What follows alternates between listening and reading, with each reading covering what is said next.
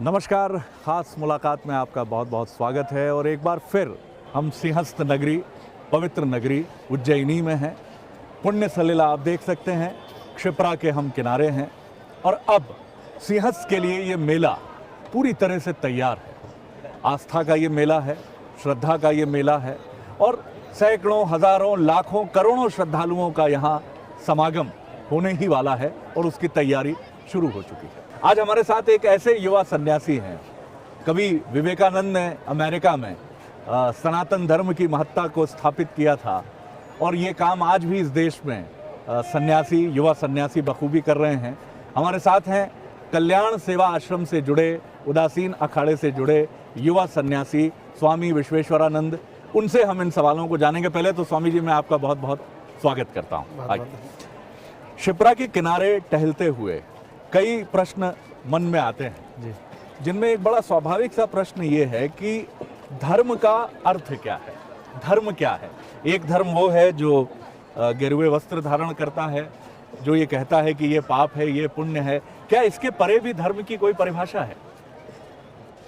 देखिए, बहुत बढ़िया प्रश्न है द्विवेदी जी आपका जी, क्योंकि धर्म के स्वरूप को लेकर के प्रायः लोगों के मन में जी, बहुत सी शंकाएं, बहुत सी दुविधाएं रहती हैं जी, और जैसा कि अभी आपने अर्जुन का जिक्र किया, जी, जी, तो अर्जुन के मन में भी ये प्रश्न उठा था। जी, और हम यदि जीवन को उसी रूप में लें जी, जिस प्रकार से भगवान श्री कृष्ण ने अर्जुन को समझाया, और जी। देखिए जो पृष्ठभूमि है ये धर्म क्षेत्र कुरुक्षेत्र की पृष्ठभूमि है। जी, तो जब पहला प्रश्न गीता में धृतराष्ट्र ने किया है वो यही है कि धर्म क्षेत्र कुरुक्षेत्र में हुआ क्या, जी, मेरे और पांडुपुत्र कर क्या रहे हैं। ये धृतराष्ट्र का पहला प्रश्न है संजय से कि धर्म क्षेत्र कुरुक्षेत्र। तो इसको यदि हम जीवन संग्राम को भी इसी रूप में लें कि ये जो हमको एक जो सबस्ट्रेटा प्राप्त हुआ है, जिसमें हम सभी लोग फल फूल रहे हैं, बढ़ रहे हैं, जिसको वेदांत सूत्रों में कहा गया है जन्माद्यस्य अतः, कि इस ब्रह्म से इस संपूर्ण सृष्टि की उत्पत्ति होती है और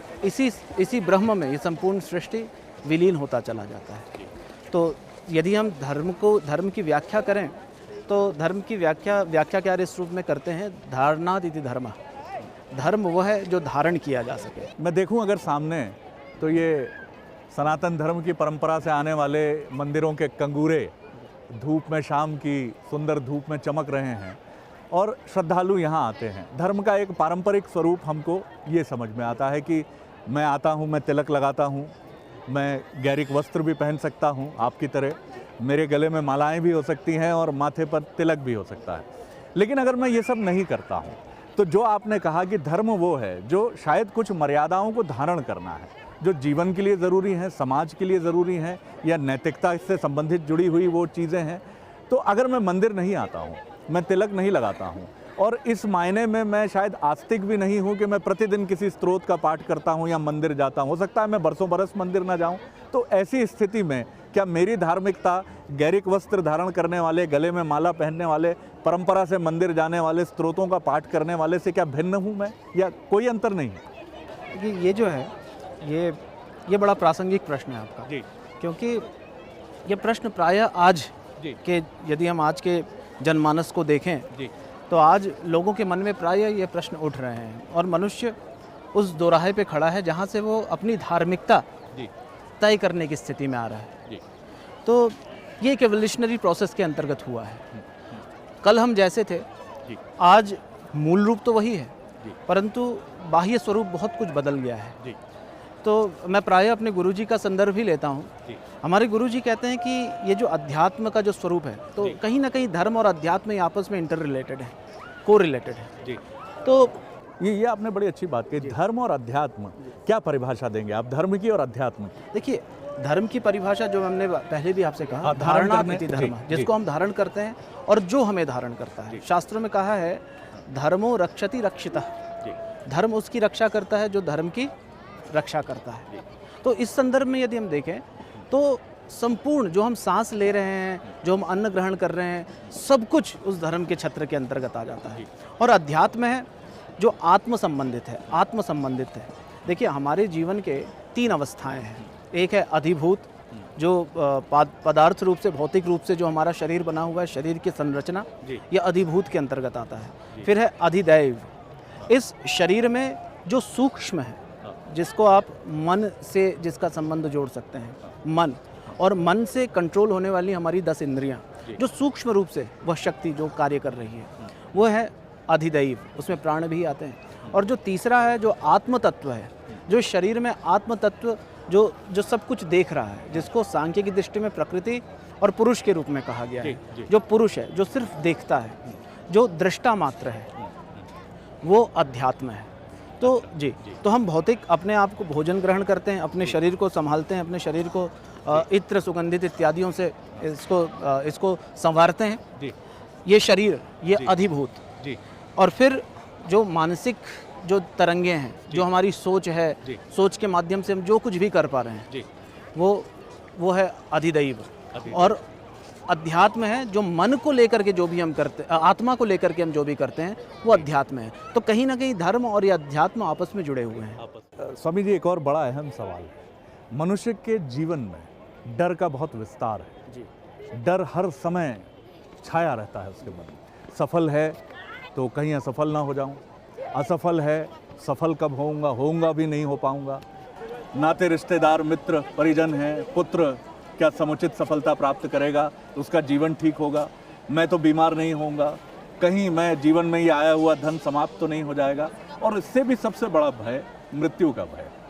शिप्रा का ये किनारा मैं देखता हूँ जब, तो हरिवंश राय बच्चन जी की बड़ी सुंदर कविता है, इस पार प्रिय मधु है तुम हो, उस पार न जाने क्या होगा, दृग देख जहाँ तक पाते हैं तम का सागर लहराता है। ये डर जो मृत्यु का है, असफलता का है, हार का है, जीत का है, इससे मुक्ति क्या धर्म और अध्यात्म से ही संभव है या कोई और मार्ग भी आप देखते हैं? क्योंकि मैनेजमेंट कहता है कि हमारे पास भी समाधान है, हालांकि कुछ लोग कहते हैं मैनेजमेंट भी अध्यात्म का ही रूप है। बिल्कुल, देखिए ये मल्टी डायमेंशनल है, धर्म और अध्यात्म जी, ये मल्टी डायमेंशनल चीज जी जी। इसको आप इस रूप में देखिए कि जिस प्रकार से ये हवा है, वायुमंडल, जिस वातावरण में हम हैं, हमको कोई प्रयास नहीं करना पड़ता, हम इस वातावरण में है स्वाभाविक रूप से। ठीक उसी प्रकार से इस संसार में चाहे मैनेजमेंट हो, चाहे आप किसी भी फील्ड को ले लीजिए, वो अध्यात्म के अंतर्गत ही आता है, क्योंकि उनका संबंध आत्मा से है। और आप देखिए मैनेजमेंट को भी अगर आप देखेंगे तो उसका जो क्रमिक विकास हुआ है, ये अपने आप हुआ है। उसने लोगों को अपना इंस्ट्रूमेंट बनाया है। जिस प्रकार से ये प्रकृति हम लोगों को अपना इंस्ट्रूमेंट बनाती है और अपना संपूर्ण ज्ञान हम लोगों के माध्यम से इस संसार में एक प्रकार से आप कह लीजिए कि डाउनलोड करती है, ले करके आती है। तो ठीक इसी प्रकार की स्थिति है। और भय के साथ में एक शब्द और जोड़ूंगा, भय के साथ आप डिजायर को भी जोड़ दीजिए, डिजायर एंड फियर, डिजायर, इच्छा, डिजायर और एंड फियर जी। तो यदि आप देखेंगे मानवीय जीवन को, तो इसमें ये दो पहलू बहुत बहुत व्यापक रूप से हम लोगों को और बहुत स्पष्ट रूप से देखने को मिलते हैं। एक तो डिजायर, दूसरा भय, फियर। इससे मुक्ति कैसे आपको लगता है? जी, इसी पे हम लोग चर्चा कर रहे थे जी, कि इसको देखिए, इसमें भगवान श्री कृष्ण ने एक बहुत सुंदर दृष्टि दी है जी। वो कहते हैं अनन्यास चिंतयन्तो माम ये जनाः पर्युपासते तेषाम नित्याभियुक्तानाम योगक्षेमम वहाम्यहम्। इसमें उन्होंने दो शब्द कहे हैं। देखिए भगवान श्री कृष्ण की दृष्टि, और इसमें वो मनुष्य की इन्हीं दो पहलुओं पर आघात करते हुए नजर आ रहे हैं जी। क्योंकि अर्जुन को निमित्त बना करके उन्होंने संपूर्ण मानव जाति को, मानव सभ्यता को ये पाठ दिया, ये लेसन्स दिए कि तुम्हारे जीवन में ये जो दो चीजें तुम जिसको पकड़ के बैठे हुए हो, एक तो योग जो प्राप्त नहीं है उसकी प्राप्ति, और क्षेम जो हमें प्राप्त है कहीं वो हमसे छिन ना जाए, उसको हम कैसे बचा सकते हैं। बिल्कुल ठीक कहा आपने, ये बहुत बड़ा भय। तो ये क्षेम, ये दो भय, ये एक डिजायर और एक भय। तो कहते हैं अनन्यास चिंतयन्तो माम ये जनाः पर्युपासते, जो लोग अनन्य भाव से, जो अभियुक्त नित्य रूप से अनन्य भाव से मेरा चिंतन करते हैं, उनको मैं योग और क्षेम दोनों की प्राप्ति करा देता हूँ। तो जो योग है, जो अप्राप्य है, उसकी प्राप्ति करा देता हूँ, और जो उसको प्राप्त हो चुका है उसकी मैं रक्षा स्वयं करता हूँ। ये किया कैसे जाए? आप लोग बड़ी आसानी से कहते हैं कि ध्यान में बैठो, मेडिटेशन में जाओ, लेकिन हम जब मेडिटेशन में जाने की कोशिश करते हैं नाना प्रकार की चिंताएं आ जाती हैं। क्या कुछ एक अलग अभ्यास की जरूरत है इसके लिए? देखिए इसमें हमारे गुरुजी एक सांकेतिक कहानी सुनाते हैं। अब थोड़ा सा इसमें थोड़ा सा गहराई से चिंतन कीजिए। कहते हैं कि एक बार भगवान विष्णु के पास नारद जी पहुँचे, और नारद जी कहने लगे कि भगवान, नारद जी का स्वभाव तो थोड़ा सा है, कहने लगे भगवान तो बड़ा गजब हो गया। बोलते हैं कि सभी लोग अच्छे हो रहे हैं पृथ्वी में, और फिर बैकुंठ में जगह नहीं रहेगी। क्योंकि सभी लोग वैकुंठ, सबको लाना पड़ेगा, आपको वैकुंठ में जगह नहीं मिलेगी। तो भगवान विष्णु कहते हैं कि नारद तू एक काम कर, तो पृथ्वी वासियों को अच्छा बना दे और मैं उनको वैकुंठ में नहीं लाऊंगा, वरन पृथ्वी को ही वैकुंठ बना दूंगा। अच्छा जी। तो इसको इस रूप में लीजिए। जब हम लोग कहते हैं ध्यान करना है, तो ध्यान इस संसार से उठ करके किसी अलग वस्तु का नहीं करना है। ध्यान उसी का करना है जो हम कर रहे हैं, क्योंकि जीवन ग्रेजुएट होने का नाम है। तो हमको इसी में ग्रेजुएट होना है जो आप कर रहे हैं। अब जो आप कर रहे हैं उससे अलग हट करके अगर आप किसी और वस्तु पे ध्यान लगाने की कोशिश करेंगे तो ना आप इधर के रहेंगे ना आप उधर के रहेंगे। ये एक स्टेप वाइज प्रोसेस है। मतलब जो हम काम कर रहे हैं, जितना मैं आपकी बात समझ पा रहा हूँ कि हम पूरे पारंगत होकर अपने कर्तव्य को करते चलें, और शायद ये वही रास्ता है जहाँ हम जाना चाहते हैं या जहाँ अध्यात्म या धर्म जाने की बात करते हैं, हमें ले जा रहा है। मतलब विरोध नहीं करना है, सहज रूप से हो जाना है इसके साथ। That is the beauty of अध्यात्म एंड रिलीजन, कि ये हमें लेके जा रहा है, ये लेकर हमें जा रहा है। जी। ये ठीक उसी प्रकार से है जैसे बच्चे को जब भूख लगती है तो माँ उसको खिला देती है, वो रोता है और माँ उसको खिला करके उसकी क्षुधा को निवृत्त करती है। ठीक उसी प्रकार से प्रकृति हम लोगों का पालन कर रही है। इसमें हम लोगों को कुछ विशेष करने की आवश्यकता नहीं है। इसमें जो रोल हमको मिला है उस रोल को हम उसी प्रकार से उसको निभाते जाएं, उस कर्तव्य को हम अच्छे से पालन करते जाएं। यही शिक्षा भगवान श्री कृष्ण ने अर्जुन को दी है। स्वामी जी, एक बड़ा अच्छा सवाल मेरे मन में आ रहा है। मैं देख रहा हूँ कि ये शिप्रा के किनारे ये कुछ बच्चे और युवा बहुत ही आनंद में स्नान कर रहे हैं, आनंद उठा रहे हैं। जैसे जैसे हमारी उम्र बढ़ती है, क्या हम ज़्यादा, जैसे जैसे हम तथाकथित रूप से सयाने होते हैं, समझदार होते हैं, वैसे वैसे क्या हम जीवन जीना भूलते चले जाते हैं? बिल्कुल। ये जो आपका जो ये जो बात है, ये बहुत चिंतनीय विषय है। जी। और ये हो रहा है, ये प्रत्येक मनुष्य के साथ हो रहा है। क्यों हो रहा है? क्योंकि हमने अपने मैं को कहीं अधिक फुला लिया है। जी। हम इसको अहंकार, इसको हम कहें कि अहंकार जो ये ओवररेटेड होता जा रहा है, इन्फ्लेटेड हो गया है। जैसे हम लोग इन्फ्लेशन की बात करते हैं, किसी वस्तु की कीमत उतनी नहीं है और उसकी कीमत बढ़ी हुई दिखाई, तो उसको हम फुलाते चले जा रहे हैं। तो ये हो क्यों रहा है? ये हो रहा है उस अज्ञान के कारण, जिसको योग में अविद्या का रूप कहा गया है। वो कहते हैं अनित्या शुचि दुखानात्मसु नित्य शुचि सुखात्म ख्यातिर अविद्या। 4 चीजें गिनाई हैं। कहते हैं जो अनित्य है उसमें हम नित्य के दर्शन कर रहे हैं। जैसे ये शरीर, ये अनित्य है। जब आप रात्रि को सो जाते हैं उसके बाद आपको याद भी नहीं रहता कि आप किस स्थिति में हैं, किस लोक में हैं, आप कौन हैं, वो भूल जाते हैं। तो ये अनित्य है, पर इसको हमने नित्य मान रखा है। इसको ऐसा हम व्यवहार करते हैं कि नित्य है। देखिए, व्यवहार के लिए अच्छा है, व्यवहार के लिए हमें वो करना ही पड़ेगा, पर समस्या तब आती है जब वो हमारे भीतर पूर्ण रूप से उसी को हम सत्य मान करके और जीने लग जाते हैं उसको, तब समस्या आती है। तो अनित्य को हम नित्य मान लिए हैं, जो अशुद्ध है उसको हम शुद्ध मान लिए हैं, जो वास्तव में अनात्म है उसको हम आत्म मान करके व्यवहार कर रहे हैं, और जो दुखद स्वरूप है उसको हम सुख मान करके और विषयों के विषय भोगों में अपने आप को दिन रात ही जो है उसी को हमने सुख मान लिया है, जो वास्तव में है दुख, परंतु उसको हमने सुख मान लिया। मतलब मैं इसको इस तरह से समझूं कि अगर मैं सोच रहा हूँ मेरे पास ज़्यादा धन आए तो ऐसा कभी होता नहीं है, और धन आएगा तो वो जाएगा भी। तो यानी जिस क्षण मैं ये कामना कर रहा हूँ कि बहुत अधिक धन आए, उसी क्षण में एक बड़े दुख को आमंत्रित कर रहे हैं। बिल्कुल। और योग में कहा गया है हेयम दुखम अनागतम। देखिए, सूत्र बड़ा सुंदर है। इस सूत्र को पहली दृष्टि में जब हम लोग देखते हैं तो ये समझ में आता है कि हेयम दुखम अनागतम, कि जो दुख आया नहीं है उस दुख को दूर करने की बात यहाँ पे महर्षि पतंजलि जी कह रहे हैं। तो वास्तव में यही है कि दुख जो अभी हम करेंगे, उससे जो हम दुख आमंत्रित करेंगे उससे हमें मुक्त होना है। इसका मतलब यह है कि तत्क्षण तत्काल हम वर्तमान में आ जाएं और अपनी वर्तमान स्थिति को देखें और नित्य निरंतर अपने वर्तमान का ही चिंतन करते चले जाएं। कई बार, माफ़ कीजिएगा, मन में संदेह, हम जर्नलिस्ट हैं, पत्रकार हैं, संदेह करना और सवाल पूछना हमें सिखाया जाता है। आध्यात्मिक गुरुओं के 5 सितारा होते आश्रमों, मैं सबके ऊपर नहीं ये बात कहता, लेकिन उनका जो स्वरूप है धर्म का, मुझी को समझो, मुझी को सुनो, मैं फिर कहूँगा कि शायद ये बहुत छोटा सेगमेंट होगा, लेकिन ओरिएंटेशन इनका समाज में बहुत अधिक है। ये कथावाचक हैं, बड़े बड़े टेलीविजन पे इनकी कथाएं चलती हैं, कई व्यावसायिक उपक्रम शुरू होने के आरोप भी लगते हैं। ऐसे में क्या आपको लगता है ये हर युग में होता रहा, या आज भी हम इसको देखकर हमारे मन में भ्रम ना आए कि सिंहस्थ में भी हम आए तो हम देखें कि बड़े बड़े वातानुकूलित आश्रम वाले बाबा हैं, तो कुछ तपस्वी मुनि योगी ऐसे हैं, तो क्या जो कैसे हम रियल सन्यासी तक कैसे पहुँचे? देखिए, इसमें बात यही है कि जब हम रियलिटी की बात करते हैं तो कहीं ना कहीं रियलिटी को हम लोगों को अपने अंदर टटोलना होगा। मैं बार बार यही कहता हूँ जी क्योंकि कई बार बाह्य रूप से जो हमें दिखाई पड़ रहा है जी वो वास्तव में वैसा होता नहीं है, जी वो बिल्कुल अलग होता है। तो बाहर से जो जैसा दिख रहा है, यदि हम सिर्फ बाह्य परिवेश को देख करके उसको देखें, उसका आकलन करेंगे तो हम उसमें धोखा खा सकते हैं। तो उसके लिए तो एक खोजी बनना पड़ेगा, क्योंकि जब हमें खोजना है तो हमें खोजी बनना पड़ेगा। मतलब हम गुरु के भी पास जाएं तो संदेह को ना छोड़ें। ना छोड़ें, हम खोजें जी हमें क्या चाहिए, हाँ। हम उसमें खोजें।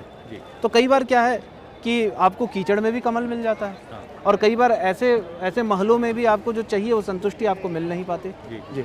तो हुआ क्या था, एक बार एक पौराणिक एक कथा है, जी सुखदेव जी महाराज हुए। हाँ सुखदेव जी महाराज को उनके गुरुजी ने राजा जनक के पास भेजा, जी और जब वे राजा जनक के पास पहुंचे तो उन्होंने देखा कि राजा जनक का जो जीवन है वो बड़ी विलासिता का जीवन है। उसमें पूरी विलासिता में डूबे हुए हैं, क्योंकि विदेह हैं जी और राजकाज भी उनको करना, अपना कर्तव्य पालन कर रहे हैं। और उसमें पहले तो वो मिले नहीं, और जब मिले तो उन्होंने जो दृश्य देखा उससे उनका जो है मन उच्चाटित हो गया। जी तब उनके मन में आया कि भाई ये कैसा है राजा है। तब उन्होंने अगले दिन उनको बुलाया कि तुम अगले दिन आना, जी और अगले दिन उन्होंने एक ऐसा दृश्य उपस्थित किया जिसमें एक तरफ तो वो राग रंग में डूबे हुए हैं और दूसरी तरफ उनका कुछ अंग जो है वो अग्नि में प्रज्वलित होता हुआ उनको दिखाई दिया। जी तो उन्होंने यही कहा, जी। तो उनको ये बात समझ में आ गई। उन्होंने कहा कि देखो, एक तरफ तो जीवन का ये एक अंग ये है जो भौतिक जीवन है, इसमें हम लोग हर प्रकार से इसका रस लें, इसका आनंद लें। जब तक देखिए, साधु के लिए जब तक वो अपने कर्तव्य से च्युत नहीं होता, जी जो उसका वैराग्य का मार्ग है उसको वो छोड़ता नहीं जी। है, तब तक वो महल खड़ा कर सकता है, वो जो कर चाहे कर सकता है, क्योंकि उसके पास वो शक्ति है। जी अब उस शक्ति को देख के यदि हम भ्रमित होंगे जी। तो हमारे लिए वो जी जी हमारे लिए वो कठिन है, हमारे लिए वो मुश्किल है, और हमें वो कहीं ना कहीं एक ऐसी स्थिति में लेकर के जाएगा जो हमारे जीवन के लिए उतना सार्थक या हमारी जीवन की उपादेयता उसमें सिद्ध नहीं होगी। उसको तो कोई फर्क नहीं पड़ता। जी, तो हमें खोजी बनना पड़ेगा, हमें अन्वेषण करना पड़ेगा, हमें देखना पड़ेगा तत्व को। जी तो तत्व को जब हम देखेंगे, और उसके लिए हमें तत्वदर्शी स्वयं बनना पड़ेगा। ये मुझे लगता है बहुत इम्पोर्टेंट आपने सूत्र दिया है। एक आपने अभी जो कथा सुनाई उससे एक प्रश्न मेरे मन में आया कि हमारे सामने जो कहा जाता है सनातन परंपरा में कि भगवान विष्णु के ही अवतार राम और कृष्ण दोनों हैं, लेकिन कृष्ण की लोकप्रियता अद्भुत है, रणनीतिकार हैं, स्ट्रैटेजिस्ट हैं, राम मर्यादा पुरुषोत्तम है। लेकिन जब किसी गवर्नेंस सिस्टम की बात आती है, शासन संचालन की बात आती है, तो हम राम राज्य सुनते हैं, कृष्ण राज्य नहीं सुनते हैं। तो ये जो चीज़ है, जीवन में मर्यादा महत्वपूर्ण है या कृष्ण की रणनीति महत्वपूर्ण है? देखिए, फिर से ये दोनों एक दूसरे के पूरक हैं, जी क्योंकि जीवन समग्रता का नाम है। जी जी तो ये दोनों पूरक हैं। देखिए, एक तरफ तो ऑर्डर की आवश्यकता है, जी, जिसमें ऑर्डर लेकिन राम छल प्रपंच से दूर रहते जी, हैं, कृष्ण वो अपनाते हैं। राम सिर्फ ऑर्डर की बात करते जी। हैं और कृष्ण उस ऑर्डर को सस्टेन करने की बात करते हैं। जी। तो एक तो ऑर्डर को क्रिएट करता जी। है और दूसरा उस ऑर्डर को सस्टेन करता है। जी तो भगवान राम जब कहते हैं कि मर्यादित जीवन होना चाहिए, जी। तो कहते हैं कि जीवन मर्यादित ही होना जी। चाहिए। परंतु कृष्ण कहते हैं कि उस मर्यादा के निर्वहन के लिए, जी। उस धर्म की संस्थापना के लिए कई बार आपको ऐसे छल छिद्र भी अपनाने पड़ेंगे जिसको लोग कूटनीति की बात कहेंगे। जी, लोग जी। कहेंगे कि ये कूटनीतिक है। तो क्या आप मानते हैं इस मायने में कृष्ण और राम दोनों अपूर्ण रहे अपने व्यक्तित्व नहीं, में? एक दूसरे के पूरक रहे, इसीलिए हम दोनों को विष्णु से जोड़ करके देखते हैं। अच्छा। और हम ये देखते हैं कि भगवान विष्णु के ही दोनों अवतार जी। हैं और दोनों का स्वरूप है। जी। एक ने इस संसार में मर्यादा को एस्टैब्लिश किया और जी। दूसरे ने हर कीमत जी। पे उस मर्यादा की रक्षा की, चाहे उसके लिए उसको किसी भी स्थिति तक जाना पड़े। देखिए, भगवान कृष्ण का जो जीवन है जी। उसको आप इस रूप में देखिए कि भगवान राम ने जो प्रतिज्ञा की उसको हमेशा सदैव उन्होंने निभाया, और भगवान कृष्ण ने जब भक्त पे आफत आई तो अपनी प्रतिज्ञा की भी परवाह नहीं की और उस प्रतिज्ञा को भी छोड़ करके जी। वो भीष्म पितामह का वध करने के लिए उद्यत हो गए जी थे। जी तो बात यही है, जी आपको भी, हम सबको अपने जीवन में मर्यादा के लिए किसी भी कीमत तक हम जा सकते हैं, अपनी मर्यादा की रक्षा के लिए, स्वधर्म की रक्षा के लिए। भगवान कृष्ण कहते हैं ये स्वधर्म है। जी। स्वधर्म की रक्षा के लिए आप किसी भी हद तक जाइए, उसमें कोई दोष नहीं है, कोई पाप नहीं है। जी कंक्लूड करते हुए इस बातचीत को, विवेकानंद एक ऐसे सन्यासी थे जो आज भी युवाओं के मन प्राण में रचते बसते हैं। आज भी आप जैसे बहुत युवा सन्यासी हैं जो कल्याण सेवा आश्रम के ज़रिए धर्म अध्यात्म के मार्ग पर चलते हुए शिक्षा, उपचार, ज़रूरतमंदों की मदद का काम कर रहे हैं। मैं भी एक व्यक्ति के नाते अगर, तो मुझे विवेकानंद इसलिए बहुत अपील करते हैं कि वो गीता समझने आए किसी युवक से कहते हैं कि तुम पहले फुटबॉल खेलो क्योंकि तुम दुबले पतले हो, जब रक्त का संचार ठीक होगा तब तुम गीता को समझ पाओगे। वो कहते हैं भारत से अज्ञानता, शिक्षा, ये कुरीतियाँ, इन सब से भारत की मुक्ति बहुत ज़रूरी है। क्या आज भी आप दावा करके ये कह सकते हैं, आप उसी संन्यास, उसी धर्म का प्रतिनिधित्व करते हैं कि ऐसे सन्यासियों की आज ज़रूरत है या वो बहुत कम हुए हैं? देखिए ये तो एक रेयर कमोडिटी है ही है जी। देखिए जब कोई साधक अपनी साधना में आगे बढ़ता है जी। तो उसके जीवन के कई पड़ाव होते हैं, कई आयाम होते हैं। अब कई लोग स्वामी विवेकानंद के डॉक्ट्रिन्स को फॉलो करते हुए सेवा में भी रत रहते हैं और उसको आगे भी लेकर के जाते हैं, और कई महात्मा ऐसे होते हैं जो अपने जीवन में साधना को अपनाते हैं, जैसे बुद्ध हुए, भगवान बुद्ध को भी हमने भगवान की श्रेणी में ले आए। भगवान बुद्ध ने सेवा की बात नहीं की, भगवान बुद्ध ने अपने आप को तपा करके और उस परम सत्य को जानने की बात की, और उसके बाद फिर उन्होंने उसको समाज में जो भी हो सके उसको वितरित किया। तो ये साधक के जीवन के विभिन्न स्तर हैं जिसमें साधक पहले अर्जित करता है। जिसके पास कुछ होगा नहीं वो किसी को देगा क्या, तो पहले वो अर्जित करता है साधना के माध्यम से, और फिर उसको गुरु कृपा से, परमात्मा की कृपा से उसको इस समाज में वितरित करता है। तो हमारे गुरुजी एक बात कहते हैं कि जिस प्रकार से सागर मानसून के समय में एक लालची व्यक्ति की तरह पानी इकट्ठा करता है, जैसे कोई लालची व्यक्ति हो वो धन संपदा को इकट्ठा करता है, ठीक उसी प्रकार से समुद्र जो है वो मानसून के समय में नदियों को भरता है अपने अंदर, और समय आने पर उसी को बादल बना करके और बरसा देता है। ठीक उसी प्रकार से एक साधक को एक लालची व्यक्ति की तरह ये अपने भीतर की ऊर्जा को संवर्धित करना चाहिए, उसको एकत्रित करना चाहिए, उसको संभालना चाहिए, और जब समय आए तो उसको लोगों में समान रूप से वितरित कर देना है। जी।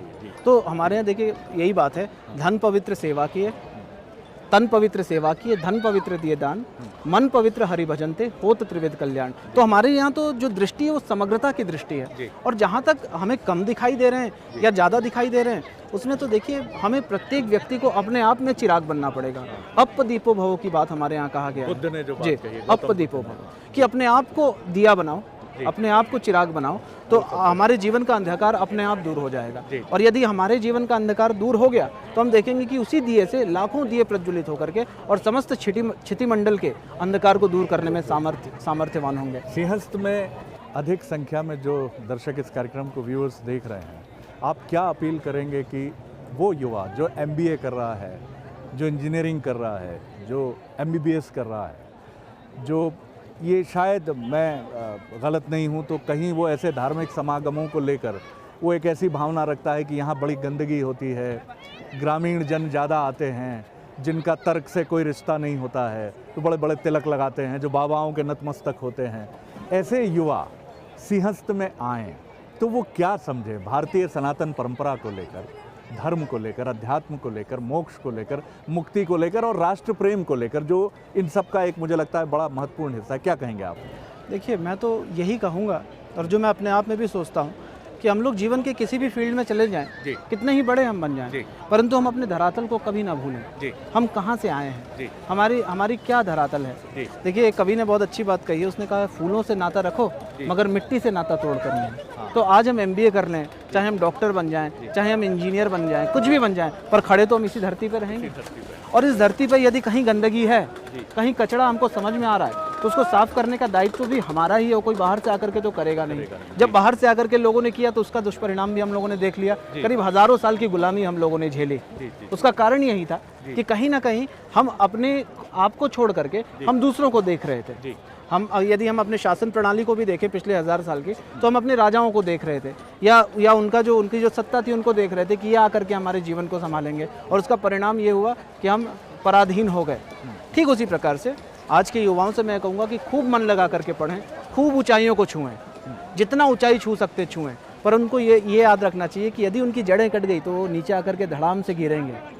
जैसे उस इमारत की स्थिति होती है जिसकी नींव मजबूत नहीं होती, तो यदि नींव मजबूत नहीं होगी तो एक छोटे से झटके में वो धड़धड़ा करके नीचे गिर जाते हैं। परंतु जिनकी नींव मजबूत होती है वो जो है कितने ही बवंडरों को सह करके और अनादिकाल से अक्षुण्ण बने रहते हैं। और सिंहस्थ में जरूर आए, अवश्य आए, क्योंकि हमारी परंपरा है। अपनी परंपरा को छोड़ करके कोई भी आगे नहीं बढ़ पा रहा। आज हम जिन देशों को विकसित देश मानते हैं, यदि हम वहाँ चले जाएं तो हम देखते हैं, और वहाँ जाकर के हम लोग ये बात ज़रूर देखते हैं कि वे अपनी परंपराओं को सहेज करके रखे हुए हैं, भले कोई भी परंपरा हो, भले कैसी भी स्थिति में हो। परंतु उन्होंने उसको सहेजने का कार्य किया है, उसके संवर्धन का कार्य किया, उसको समेटने का कार्य किया है। इसीलिए हम लोगों के लिए आवश्यक है कि हम भी अपने परंपराओं को सहेजें, और उसमें यदि कहीं ना कहीं कोई यदि कुरीति अगर जुड़ गई है, यदि उसमें कोई वैषम्य आ गया है, कोई यदि उसमें अशुद्धि आ गई है, तो उसको हम दूर करने का प्रयास करें। और वो तब होगा जब हम आध्यात्म के द्वारा अपने आप को पहले शुद्ध कर लेंगे, अपने मन को शुद्ध कर लेंगे, क्योंकि एक परिष्कृत मन ही एक सुनहरे भविष्य की कल्पना कर सकता है। यदि मन परिष्कृत नहीं होगा तो भविष्य भी। वो बहुत सुंदर बात आपने कही। ऐसा लग रहा है मुझे कि ये बातचीत चलती रहे और पवित्र शिप्रा के किनारे हम आपके साथ इस संवाद को निरंतर आगे बढ़ाते रहें। लेकिन जैसे हमारा सनातन परंपरा का धर्म कहता है कि ना आदि है ना अंत है, चरैवती चरैवती, चलते रहो, यही नियति है, यही तुम्हारा धर्म है। तो मुझे लगता है कि इस पूरे सिंहस्थ समागम के दौरान हम आप जैसे विज्ञ गुरुओं से और आपसे अलग अलग प्रश्नों को लेकर फिर मिलते रहेंगे।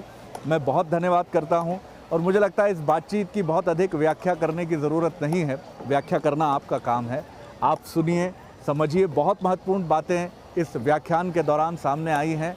ख़ास मुलाकात में इतना ही शिप्रा के तट से, और आपसे वादा करते हैं कि बंसल न्यूज़ शिप्रा के तट से, सिंहस्थ की इस पवित्र भूमि से इसी तरह के संवाद जो जीवन के शाश्वत पक्ष को रखते हैं हम लेकर आते रहेंगे। अनुमति दीजिए। नमस्कार।